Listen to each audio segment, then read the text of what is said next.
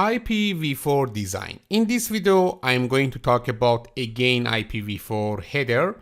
And you know that in previous video, I have explained the IPv4 header, okay? But now I'm going to talk about specifically about the type of service field, this field, you know, that type of service or ToS is using for the quality of service, for giving priority, and also for classification and marking in QoS, okay? Because of that, here we are learning about this field with more detail.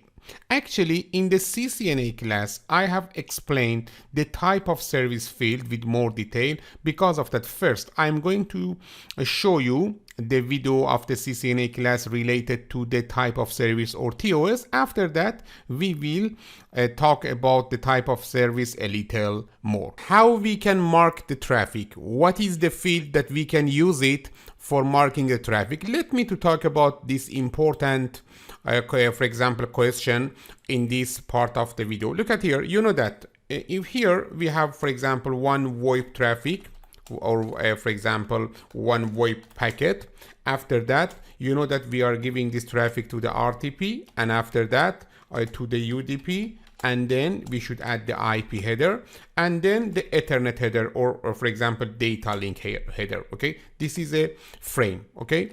We don't have any difference between the frame and also the header in the quality of service courses. Maybe in some cases, I'm using the term packet or the term, for example, frame, okay? Look at here.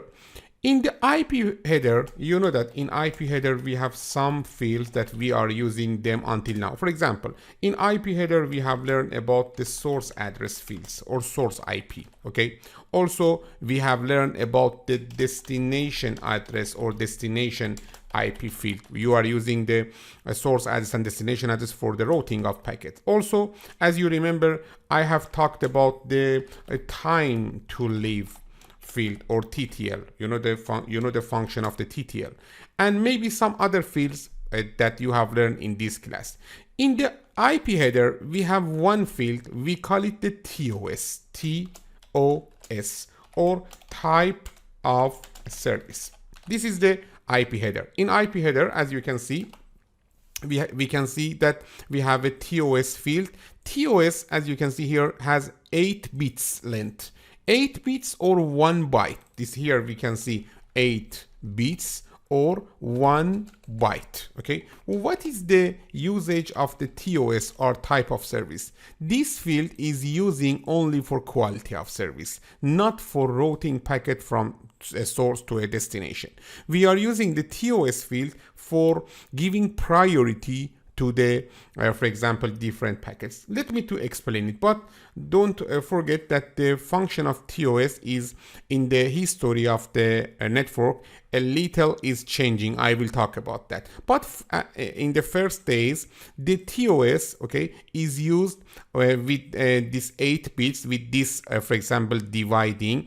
The first 3 bits of the 8 bits was called the IP precedence or IPP. Okay, let me to write here. You know that we have 8 bit, 1, 2, okay, 1, 2, then 3, 4, 5, 6, 7, and 8. The first 3 bits means these 3 bits was called the IPP, okay? And other 5 bits in the first version, in the RFC 791, the RFC of the IP, was not used, and as we call them unused. Okay, in the old days. Now we are using these bits. I will talk about that. But in the old days, we have used the first 3 bits as the IPP or IP precedence. Okay, how we can use the IPP? It is so easy. Let me to talk about that. Here in IPP, we have 3 bits. 3 bits can, for example, give a value between 30, as you can see here, to 31. 30, 000, 001, 010, 011, 100, 101, 110, and 111. Actually, in the decimal, we can use the IPP for creating 0 to 7 as the decimal value. If you are using the minimum value 30, this means that this is the this has the IP precedence of 0, and 3.1 means the, for example, 7. Also, for each of these IP precedence 0, 1, 2, 3, 4, 5, 6, and 7, we have a name. You can use the name of the IP precedence, or the binary value, or the decimal value. The name of precedence 0 is routine. The name of precedence 1 is priority. The name of precedence 2 is immediate. The name of priority 3 is flash. The name of priority 4 is flash override. The name of priority 5 is critical.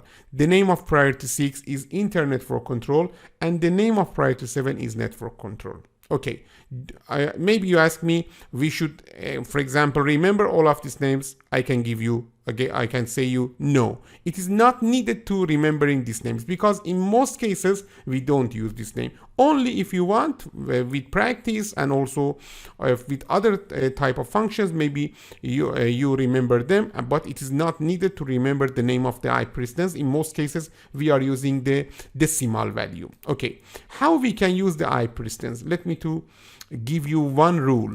This is the rule. Bigger is better in most cases. Look at here. Bigger is better is the rule of using the, for example, IP precedence. What does it mean? Let me to show you one simple example. Assume that here we have this network's router 1 connected to the router 2, connected to the router 3. And also here in this simple network, we have two types of data. The first is normal data, HTTP data, FTP data, or some other type of data. And the second is the voice. Okay, these two packets are receiving by the router 1. You know that in router 1, we are using some tools such as the ACL for classification. Okay, let me to emphasize that for classification, beside of the ACL, we have some other tools. For example, we can use ACL, or we can use a feature that we call it NBAR. I will talk about the NBAR, or network-based application recognition. And also we have some other tools. But in most cases, it's easier to use the ACL. In some cases, we are using the NBAR. I will talk about that, don't worry. But about the here, you know that the ACL and NBAR and some other things are using for classification, not marking. Let me to show you here. Okay.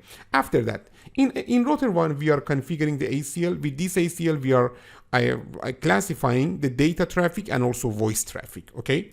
You know that we should add the mark to data and to the voice. Assume that now the voice is sending first, because the voice has a higher priority, and also the data after the, for example, voice. But beside of forwarding the voice first and data after the voice, okay, you know that both of these two traffic are going to one IP address. The destination IP address is same. But here in the data, we have, for example, IPP of 0, means 000, 3 bits of 0, okay? And here in the voice, we have IPP of, for example, 101, means 5. Because of that, in router 2, when router 2 is receiving this traffic, the first traffic and the second traffic, without the need for configuring ACL for verifying the content of data, such as the source IPs, destination IP, source port, destination port, or protocol, the router 2 easily can understand, because the IPP or IP precedence of this voice packet, okay, is higher. It should first forward the for example, voice packet, after that the data packet. Because of that, here in the router 2, again we have classification of traffic, but regarding to the mark, not regarding to the, for example, content of data. Also in router 3, again we have the same condition and the same rules. Because of that, we can understand that here IPP is a tool that we can identify, we can mark the traffic, okay, and after that we can identify the traffic based on the IPP, and then we can give the priority. Don't forget, the bigger is better is the rule, and it is correct, but this is not mandatory. Why? Assume that one administrator configure in the router 2, if you receive the IPP 0, it has priority to IPP 5. Okay, it can configure it, but it is not normal. In normal scenarios, we should give, this is recommendation, this is the best practice, we should give the higher priority to the higher IPP, okay? Because of that, we don't for example, need to classify all of the packets in all of the routers based on the parameters of the traffic. We should classify the traffic first in the first router with ACL, with NBAR, or some other tools. After that, we can assign the mark to them. And then in other routers, we are using only the mark for classifying the traffic. You know that the bigger is better is the rule of IP precedence. For example, the 7 priority is higher than the 6 priority, is higher than the 5 priority, then 4, then 3, then 2, then 1, then 0.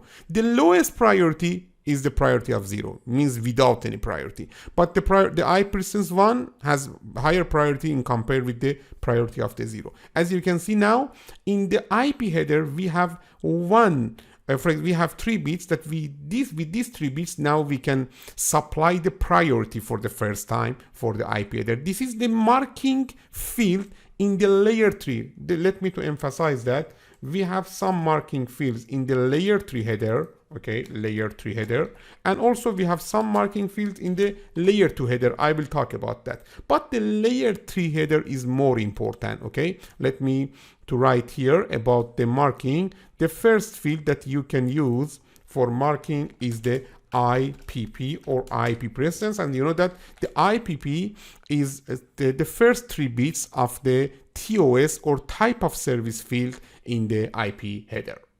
About the IPP, everything is working good, but you know that in IPP we have 3 bits, and 3 bits can give us only the 8, for example, condition. This means that in one network we can define only 8 classes, and this is not sufficient in some networks. Because of that, about the IPP we need to do some modification. You know that here we have 3 bits. 3 bits can give you a value between 0 to 7, and finally you will have 8 condition, but maybe in one network we have more than 8 class of service. Okay, because of that the newer method is needed, and I'm going to talk about this newer method.